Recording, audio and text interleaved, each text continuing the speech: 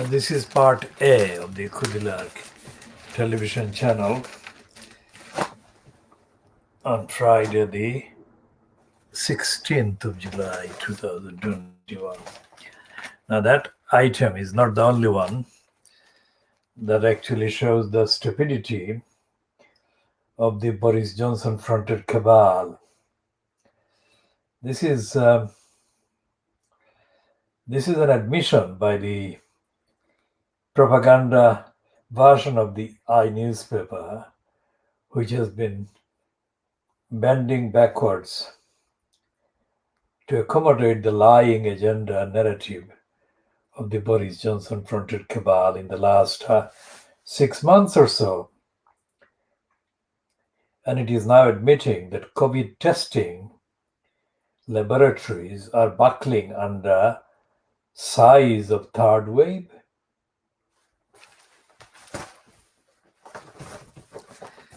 And the second populist in terms of the numbers in circulation of listed outlets is the Daily Mail, and it is admitting as well, what kind of state are we in?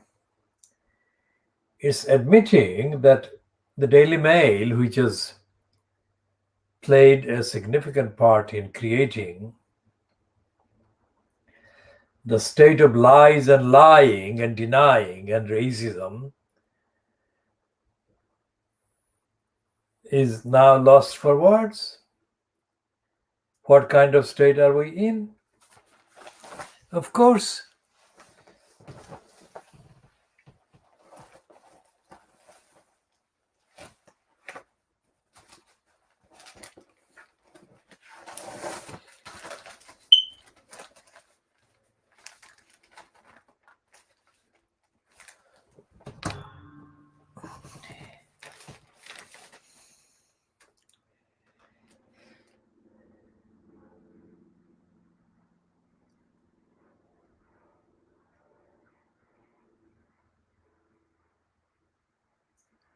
and Johnson is not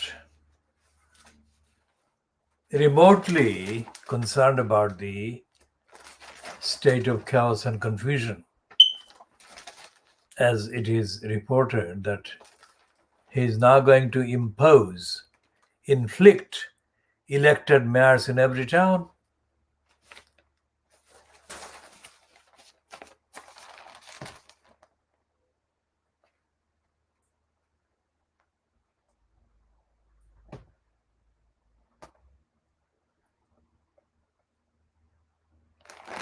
How stupid!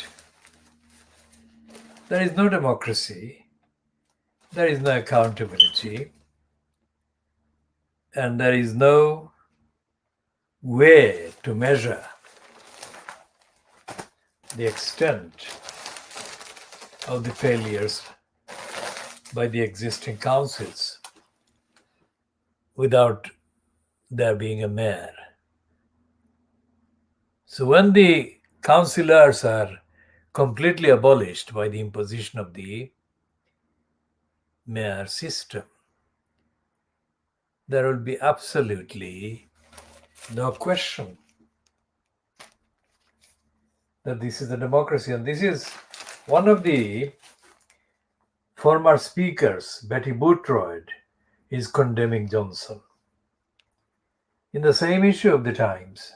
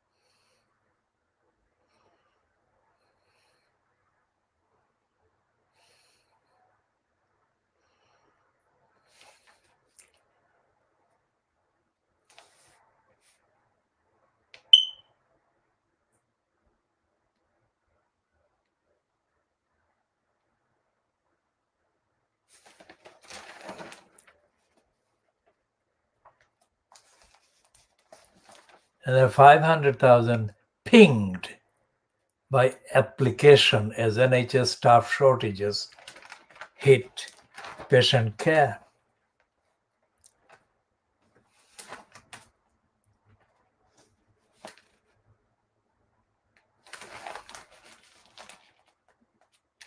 And the confusion goes on.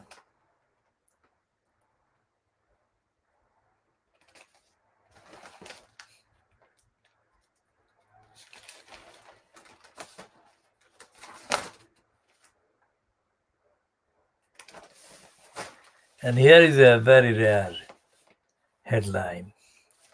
Whether it's borne out by the actual contents, this is indeed a news item in the Times.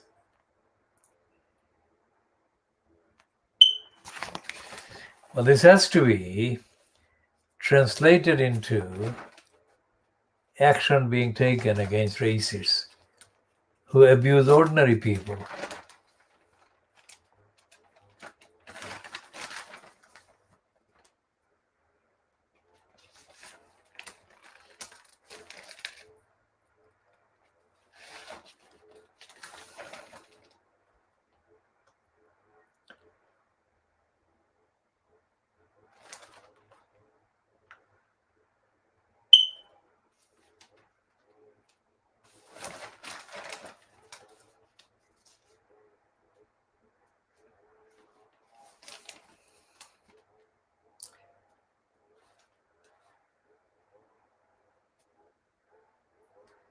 And there is a cartoon by Peter Brooks headed Leveling Up in Coventry.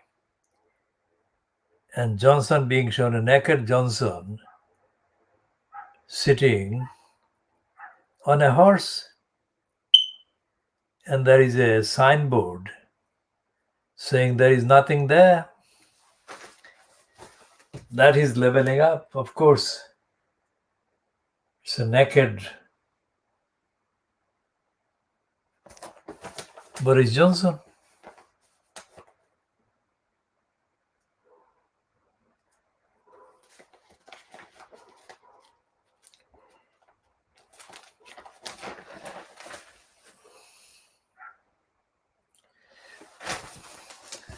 And there is a heading in the first of three editorials there in the Times.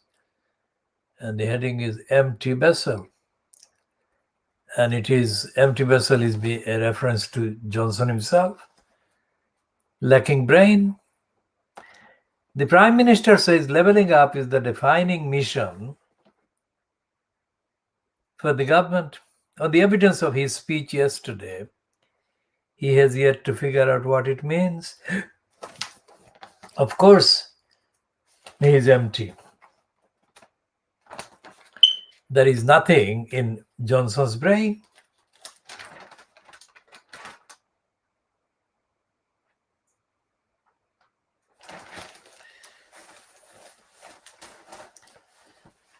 And Biden is in agreement with Angela Merkel about Ukraine.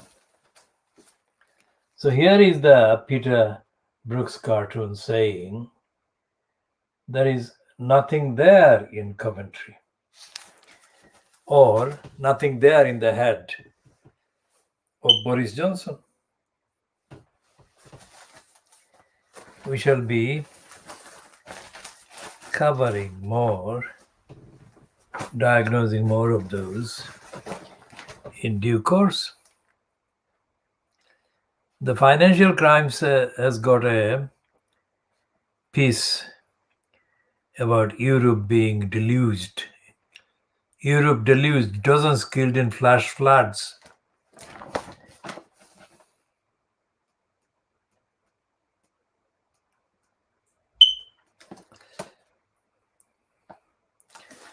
And there is a piece about second policymaker hints Bank of England should trim bond buying to check inflation.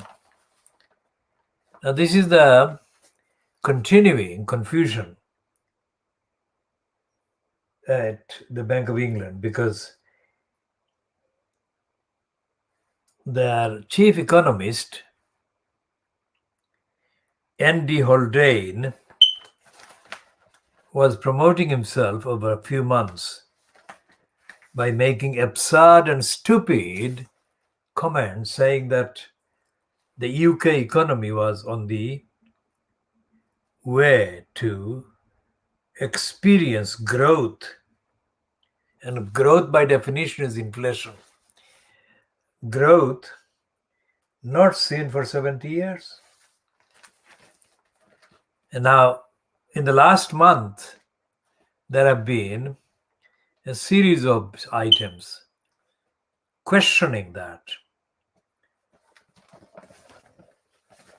But the point is, who audits Andy Haldane? Andy Haldane or anybody in his position?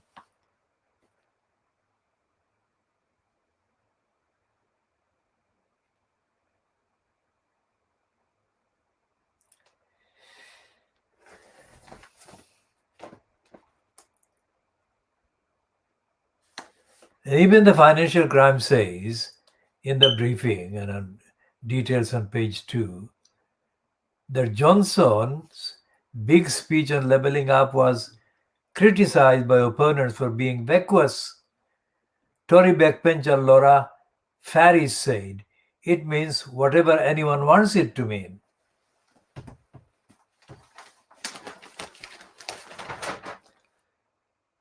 Johnson struggles to define leveling up. Now, Johnson is a congenital liar.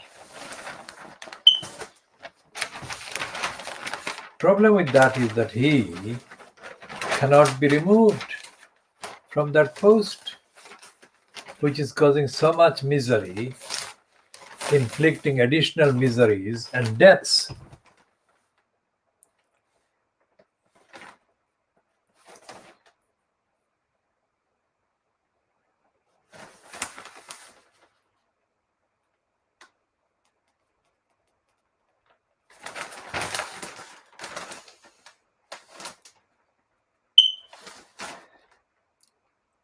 And a report from the House of Peers in the Financial Crimes on page 2 says the Bank of England is urged to spell out its policy on inflation. Exactly what I've said. I've been saying for the last few weeks. In the current cycle of examining the idiocies of the Bank of England. So here is a piece by Valentina Romi.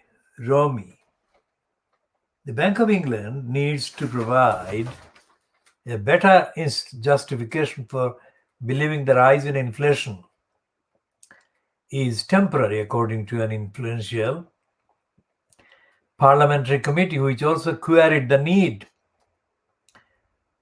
for continued quantitative easing. Quantitative easing is a corruption at the center of the monetary structure. Now, back to Johnson's confusion about the leveling up or ignorance about leveling up. Now, Johnson is photographed at the University of Warwick.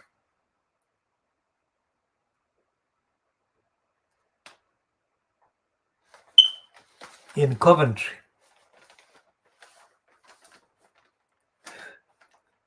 Johnson seeks deal with counties for speech short on new ideas or funds. George Parker in London, Andy Bounds in Huddersfield. Boris Johnson has vowed to revive the government's stalled devolution program in England, calling for a series of county deals to try to drive his leveling up agenda beyond the big cities.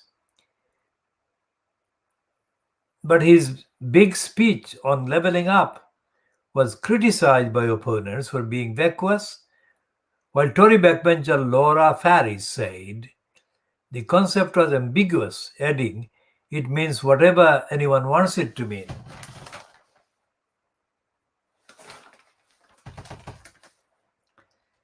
Almost 2 years after winning the 2019 election on a promise to spread prosperity more evenly across the country, Johnson is struggling to flesh out what his policy means or how to fund it. The Prime Minister's much trailed speech delivered in Coventry contained scant new ideas and limited new funding, including a 50 million fund for local football pitches and 10 million to remove chewing gum from high streets. This man is an idiot.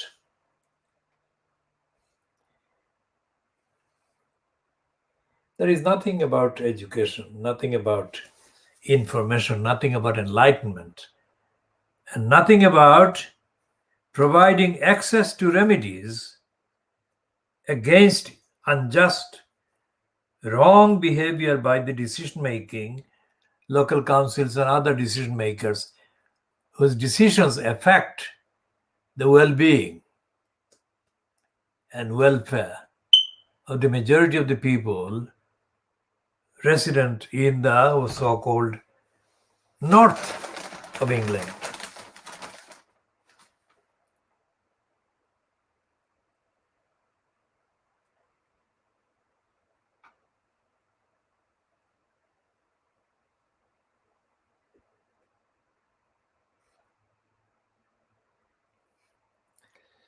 Critics of Johnson over devolution have claimed he was deterred from handing over new powers to the regions because many elected mayors were Labour politicians such as Burnham. Now that's about party politics and elected mayors. We shall look more at elected mayors, of course, later.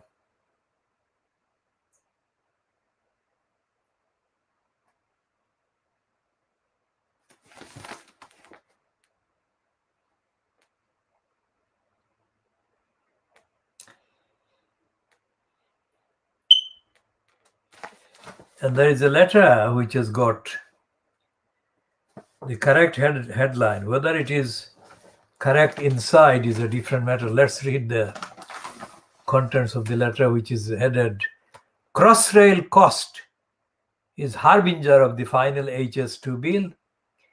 We already have the perfect 1/10th scale model of HS2. Bill for HS2 jumps another 1.7 billion as COVID adds to rail projects delays, report June 21st. It's called Crossrail, that is perfect 1/10th scale model, which is already many years overdue and many billion over budget. So put simply, astronomical costs but never completed is the only realistic prospect. How can that be acceptable? And Narendra Modi's fan resident in Delhi, Amy Kazmin, has got another piece today in the Financial Times.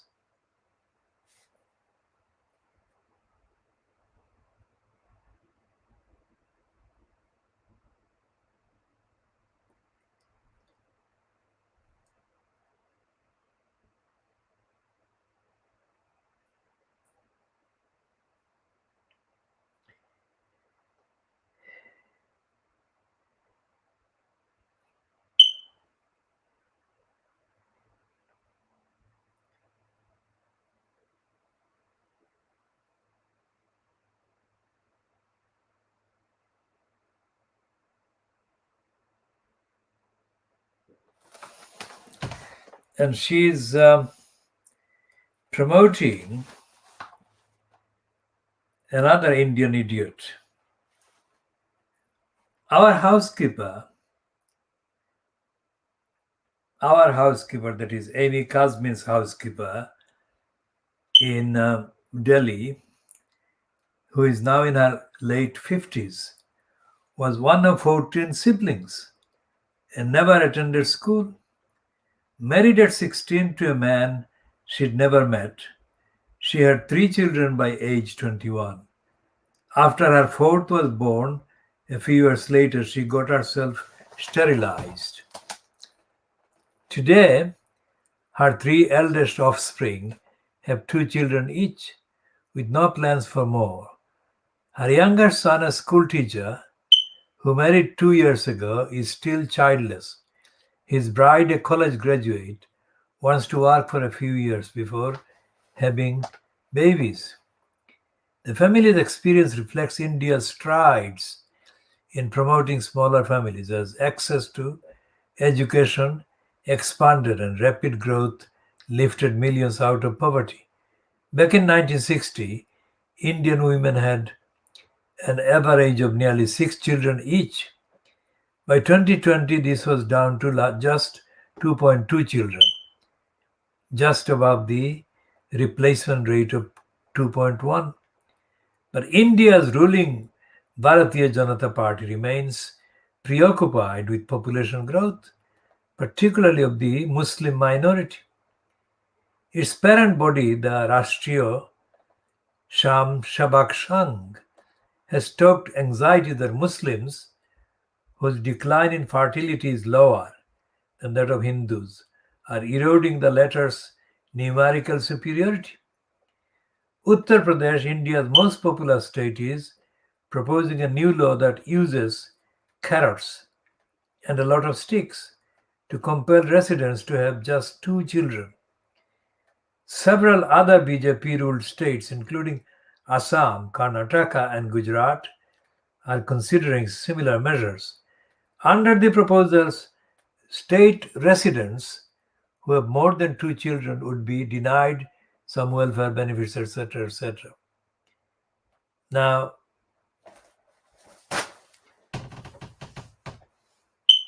the PCs limited to the RSS and the BJP and the anti-Hindu agenda. But it doesn't talk about the actual democracy and actual lack of equality and the spread of poverty, mainly among Muslims. So why is this woman allowed to stay in Delhi and have a housekeeper as well? So she is paid well enough to afford a housekeeper there in Delhi. Assuming she is married, because our housekeeper refers to herself and others in the family. What does she know about the extent of poverty and hunger and famine that the BJP and the RSS have perpetrated and perpetuated and are doing in India? And why doesn't she ever refer to and mention India as a member of the international community? The international community meaning the various international treaties that India is signed up to. And many of the treaties, most of the treaties actually, if upheld, would stop India's discrimination against Muslims. And why doesn't she talk about that? So we are saying that it's partly her fault and partly the fault of the Lebanese-born Muslim descended woman who is the editor currently in the post of editor of the Financial Times.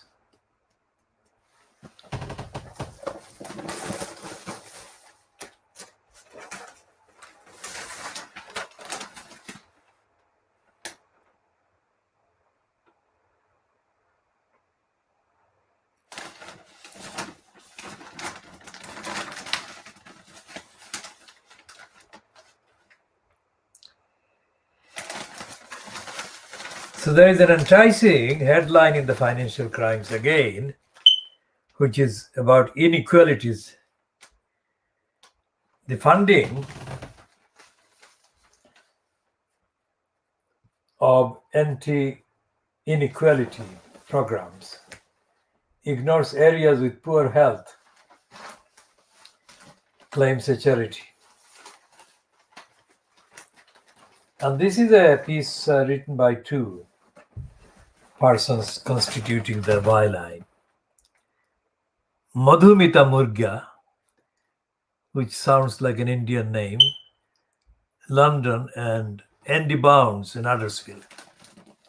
Flagship fund to tackle inequality is skewed against places with the poorest levels of ill health, despite a government commitment to level up life expectancy across the country. Research has found. Now, everything, every headline, every topic, every issue in Fleet Street, in the Fleet Street papers today, Friday the 16th of July 2021, is contradictory. And it is even on the most basic kind of cursory look, exposes Boris Johnson's cabal and the agencies and the institutions under the government, so-called, as corrupt, incompetent, biased, not fit for purpose.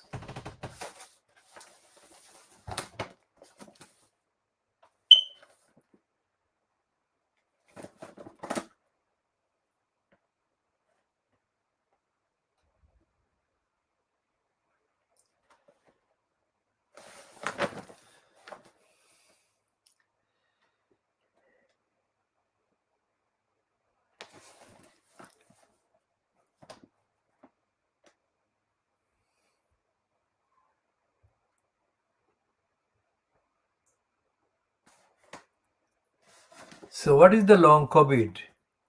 The headline on page 3 is the long COVID continues to defy experts amid fears it will become the new polio. And next to that piece, which is the longest piece on that page, is a piece about NHS app, that is the program software, tells 520,000 to self-isolate in record high.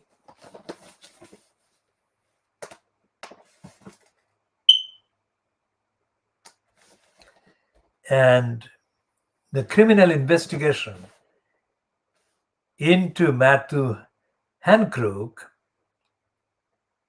is covered in this. 2 homes raided over Hancock video leak.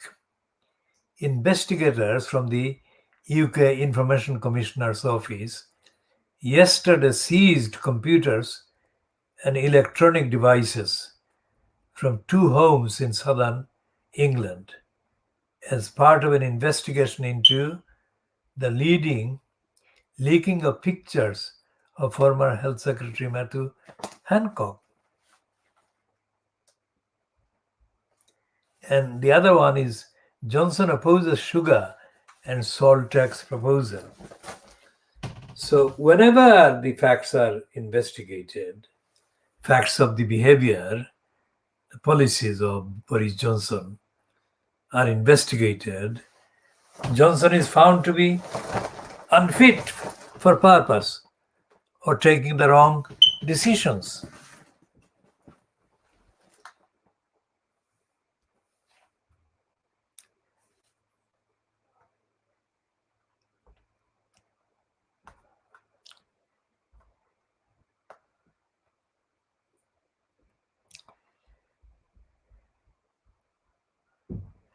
And what is happening with the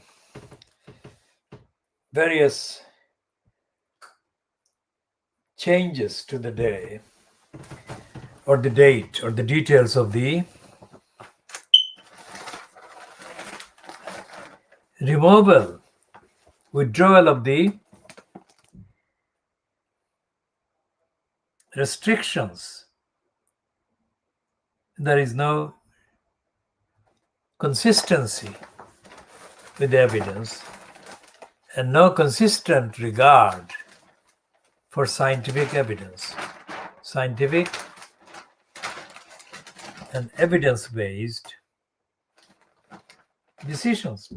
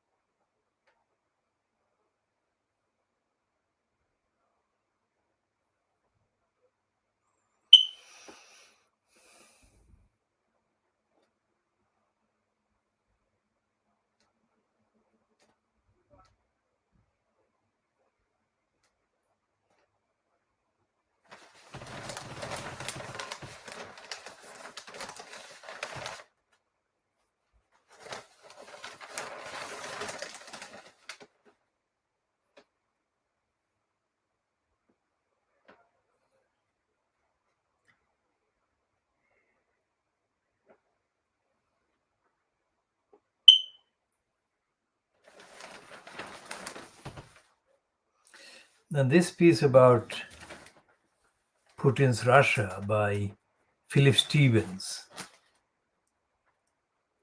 is full of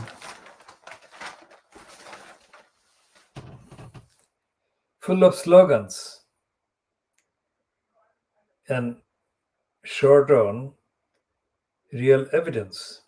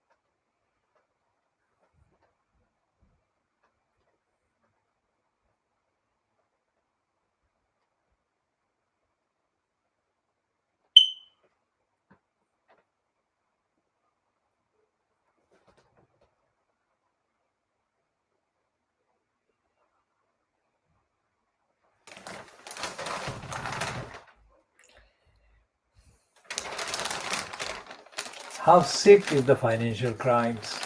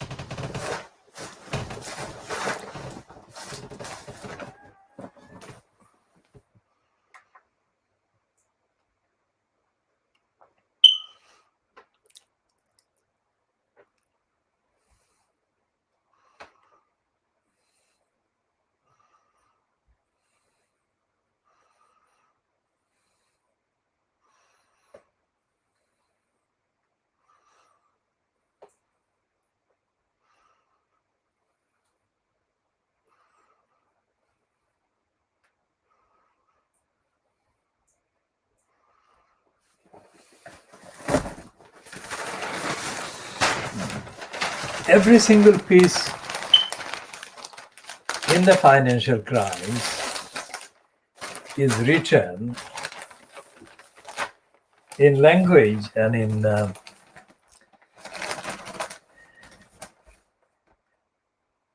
words and narrative as if we are in 200 years ago, in the 200 years ago.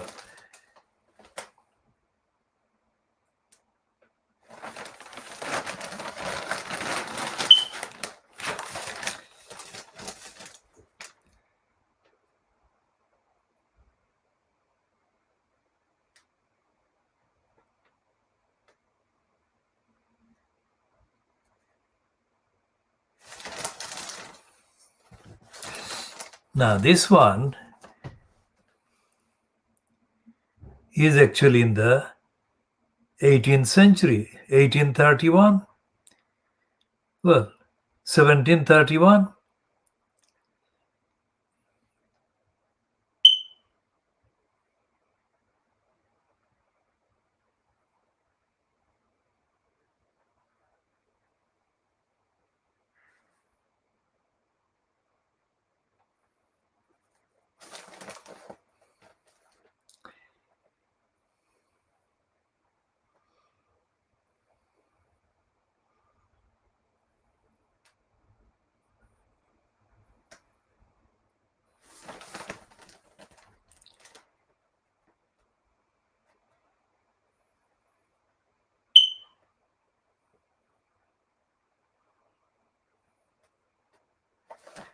So this one is John Thornhill under technologies talking about libraries, and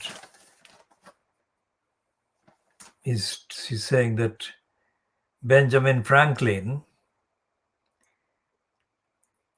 see, of the many ideas to spring from Benjamin Franklin's astonishing mind, one is strangely resonant today: the creation of the world's first lending library in Philadelphia in 1731. Fed up with the cost of importing books from Europe, Franklin and some fellow intellectuals established a shared resource with the contribution of each, creating the capital of all. The library's ambition was reflected in its seal: to pour forth benefits for the common good is divine. It has now become commonplace to argue that the digital economy is eating the physical world, turning hardware products into software services and ending ownership as we have understood it for centuries. Instead of buying physical books, we download them on our Kindles. Instead of owning a car, we summon up an Uber. Instead of buying DVDs or CDs, we stream films and music on Netflix or Spotify. Yet in varied and messy ways, regulators, creators, and consumers are resisting the dominance of the tech platforms, seeking to reassert the benefits of ownership. In some cases, they are also reanimating Franklin's ambition to strengthen the common good and even reimagining the functions of libraries. There is no doubt that the tech platform companies deliver extraordinarily convenient and accessible services that have become indispensable for many during the pandemic. But the nature of these digital transactions is largely lopsided in favor of the platforms and against users, turning owners into licensees, as Aaron Parzanowski and Jason Schultz explore in their book The End of Ownership. This trend has also eroded users' privacy, agency, and ability to innovate, they argue. Now, this actually refers to the Kitten's house in Brick Lane, and we shall come to discussing the Kitten's house in due course in the context of the reality of the transmission and transformation of the material to the digital that is underway now.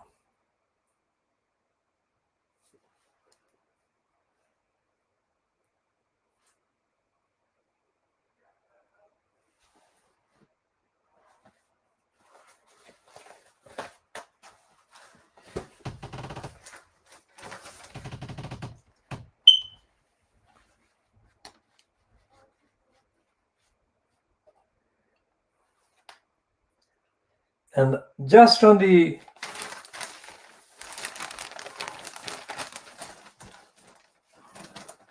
section above that one, above the one headed digitization has ended ownership but can now reinvent it, is a piece by Gillian Tett, headed Cleaning Dirty Assets requires fair regulations.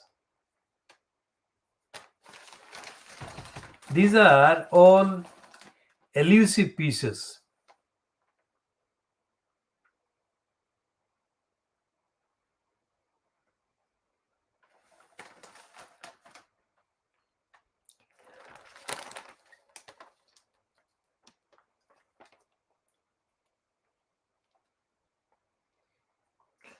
There are 4 pieces on page 23 of the Financial Times today. One is Philip Stevens, the other is David Pilling, the other is Gillian Tett, and the last one is John Thornhill. All 4 of them are talking about the same thing: fragility, and the lack of substance and the need for substance. And in the case of Africa, which is the piece by David Pilling, he's talking stupidity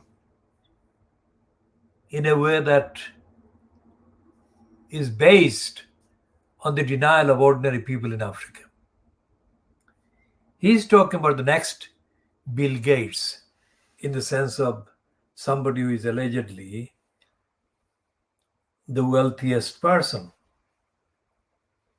And he's saying that the next Bill Gates is bound to be an African. He's heavily hinting that that African will be a Nigerian. But he doesn't talk about the poverty in Africa, poverty in Nigeria, and poverty in the USA, and poverty in the rest of the world, which has been exploited and abused and exacerbated and aggravated by the quest for wealth by the likes of Bill Gates. And the same applies to the piece by Philip Stevens about Putin's Russia.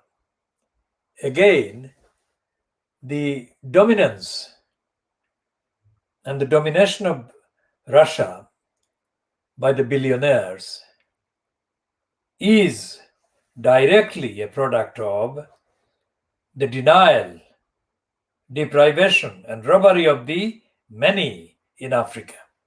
Is in Russia, saying again, the dominance and the domination of Russia and Russian society is a direct product, result, consequence of the robbery and the deprivation and the denial by these billionaires and trillionaires of the many in Russia. And the same is the case with Gillian Tett. Her piece, Cleaning Dirty Assets, requires fair regulations. Again, although it has that word fair in the heading, it doesn't actually recognize the mechanism that is allowed to operate in creating poverty and denial and deprivation to the many, and in preventing the many from seeking fair remedies and outcomes against their looters and the deniers and the deprivers.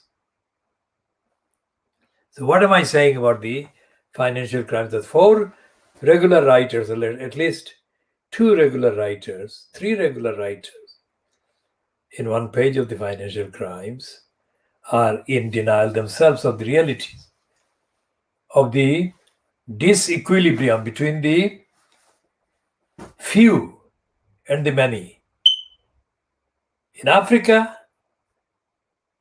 in Russia, and in Europe, let's say. And Europe and America in the case of Gillian Tett. So what on earth is the financial crimes contributing to the random reader, the ordinary person who reads, buys the paper? Absolute nothing. Like the Times has said about the financial crimes itself has said in the struggle by Johnson to spell out, to find what it means to be, means what Boris Johnson, means by leveling up in the North. And the evidence shows that Boris Johnson has no clue.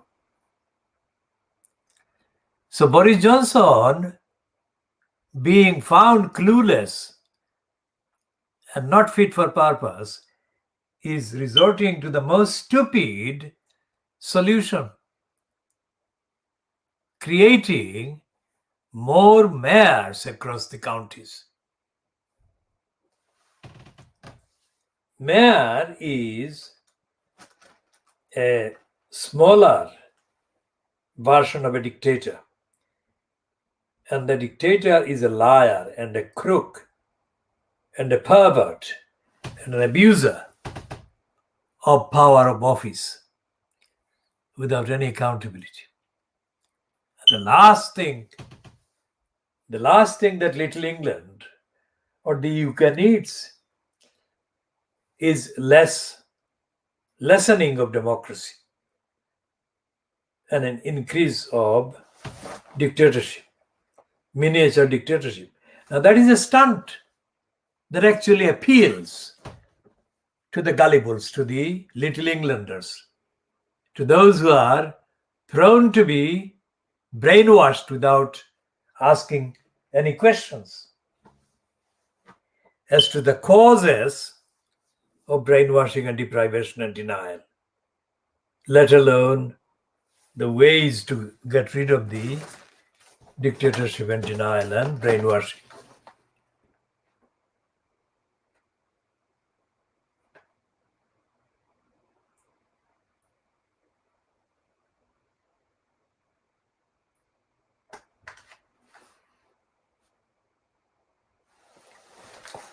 Now the financial crimes is in the editorial, first editorial of the 2, talks about the flimsy case for cutting UK foreign aid. Now, the financial crimes, before reading the contents, I can say, is talking rubbish again.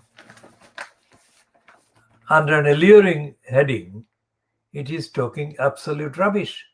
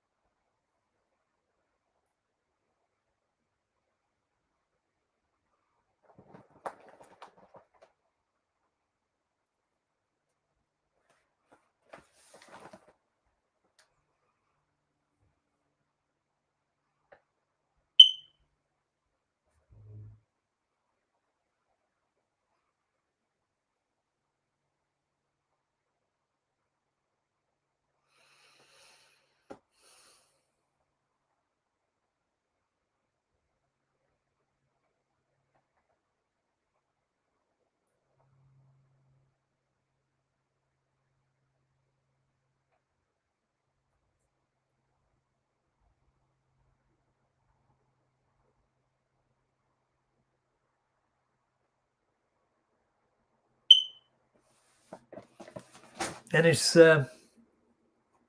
financial crimes piece about the flimsy case for cutting UK foreign aid is a stupid, ignorant piece. So what am I saying? I'm saying that every single piece is an idiotic piece, ignorant piece, stupid piece. What is my answer to the question? Why am I calling them all stupid, ignorant, and idiotic? And the answer is because they are. Look at the facts concerned, and you find that all these items of comments and commentary, absolute rubbish.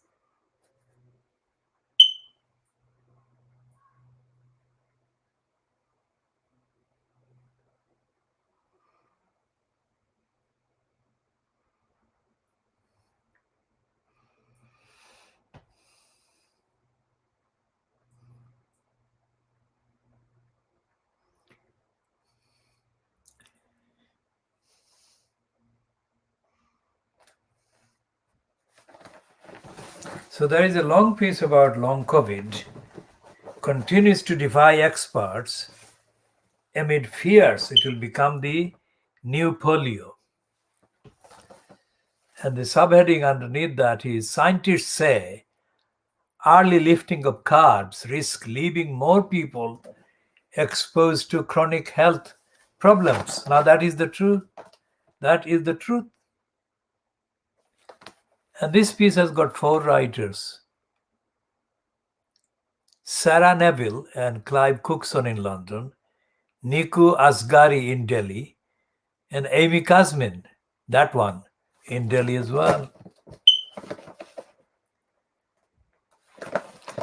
And a neuroscientist named Athena Akrami says there are likely to be tens of thousands of long COVID patients suffering in silence.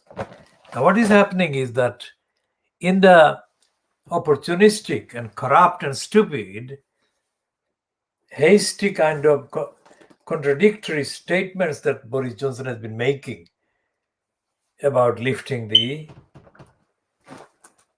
limitations, restrictions, and curbs, he has also continued to aggravate his ignorance about science and about evidence and about the impact on the lives of the many that are affected by the ignorant and stupid decisions.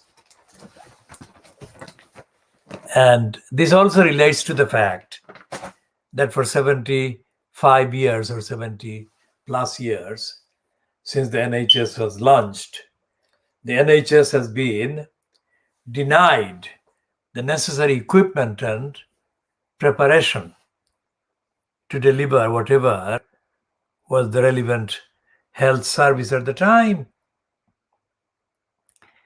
And for nearly 8 decades, the Conservatives have been attacking the NHS,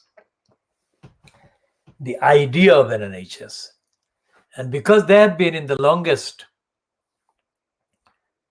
in occupation of positions of power, that is government, the NHS, the need for the NHS to be prepared and made ready to deliver what was supposed to be its aims, the needs have been neglected.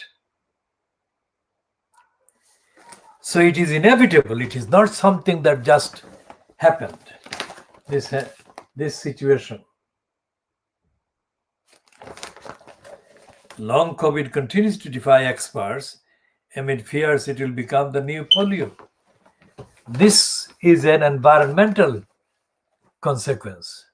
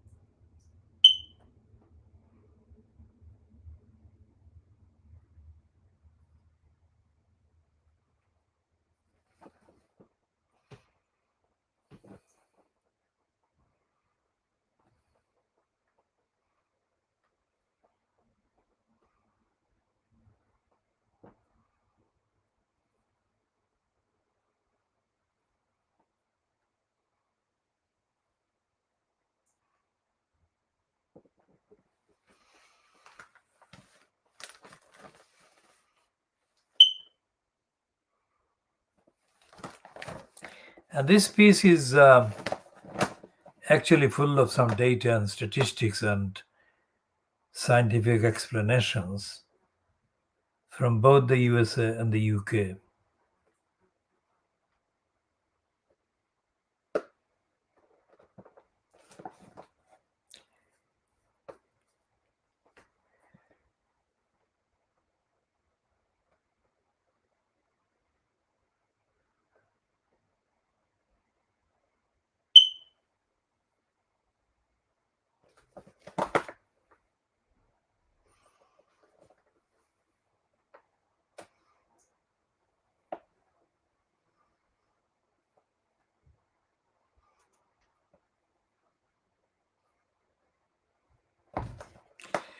Even as they intensify their efforts to understand the condition, scientists on both sides of the Atlantic feel anxious about the surge of long COVID cases that may result from a premature lifting of coronavirus restrictions. Nasrin Alwan, associate professor in public health at the University of Southampton, who developed long lasting symptoms herself after a bout with the virus last year, pointed out that rates of hospitalization and death were often displayed at number 10 press conferences to explain the government's policies, but long COVID data were never shown.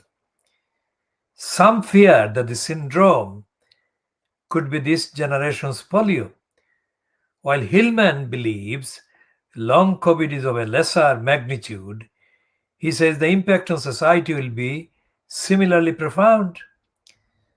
I think the degree of impairment that people are experiencing with long COVID you could compare with some of the impairment which people had with polio. We are talking about a younger population in their 30s, 40s, and 50s. These are people who have families. Now, that last statement is idiotic. Whether they have families or not should not make any difference.